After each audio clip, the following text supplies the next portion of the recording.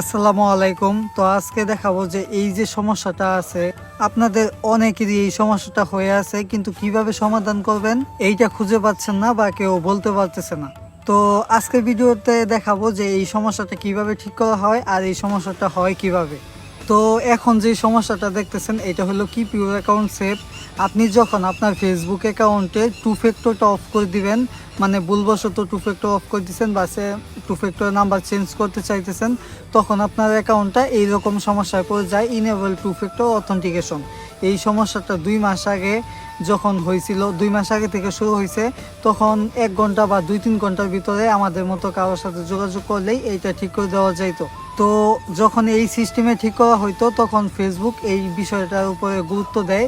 তখন এখানে আরেকটা জিনিস অ্যাড করে দেয়, এটা হলো যে মানে আপনি নিজেই টু ফ্যাক্টরটা অন করতে পারবেন। তো এখন হয় কি যে আপনারা যখন এই ইনেবল টু ফ্যাক্টরে চাপ দিয়ে টু ফ্যাক্টরটা অন করতে যান, তখন আপনাদের সামনে you can make change at the moment এই সমস্যাটা আসে। আপনি যদি ইনস্টাগ্রাম বা যে কোনোভাবেই টু ফ্যাক্টর অন করতে চান, আপনার ওই ইউ ক্যান মেক চেঞ্জ এই সমস্যাটা আসে। তো এই সমস্যার জন্য এই টু ফ্যাক্টরটা অন হয় না। তো এখন বলবো যে ইউ ক্যান মেক চেঞ্জ এই সমস্যাটা কিভাবে আসে।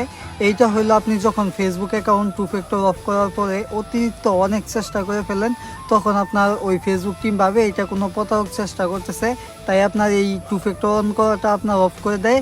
আর আপনার ওই যে ইউ ক্যান মেক চেঞ্জ, মানে আপনার এই ডিভাইসটা তারা চিনতেছে না, তাই এই সমস্যাটা মানে সৃষ্টি হয়, ওই যে ইউ ক্যান মেক চেঞ্জ যেটা আছে। তো এখন বলি যে এই কি পিওর অ্যাকাউন্ট সেভ ঠিক করার মতো বর্তমানে একটা সমাধানই আছে। এটা হলো আপনার আমাদের সাথে স্ক্রিনের বাম সাইডে দেওয়া হোয়াটসঅ্যাপ নাম্বার যোগাযোগ করতে হবে।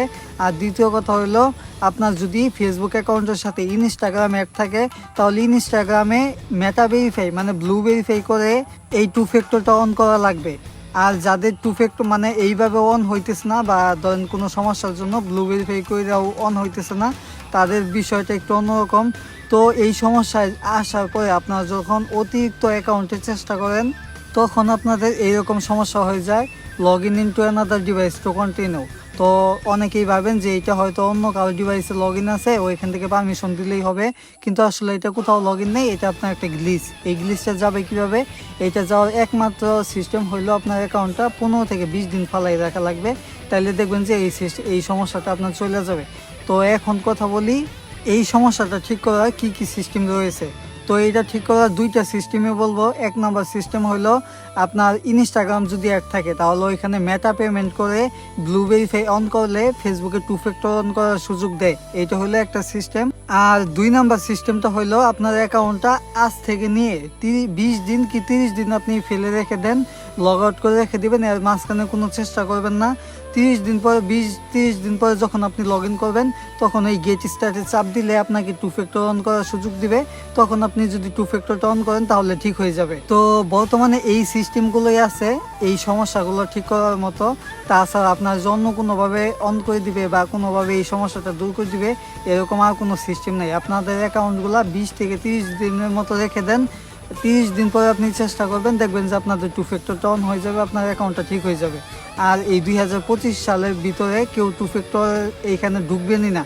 তো এই ছিল আজকের ভিডিও। আপনাদের যদি Facebook account lock, two factor on করার পর সিম হারিয়ে ফেলছেন, বা ফেসবুকের যত সমস্যা আছে, ফেসবুক অ্যাকাউন্ট হ্যাক হয়ে গেছে, শুধু পাসওয়ার্ড অপশন দেখায়, নাম্বারে জিমেলে কোড দেওয়ার মতো অপশন নাই, এরকম যত সমস্যা আছে এইগুলো এখনই ঠিক করতে পারবেন।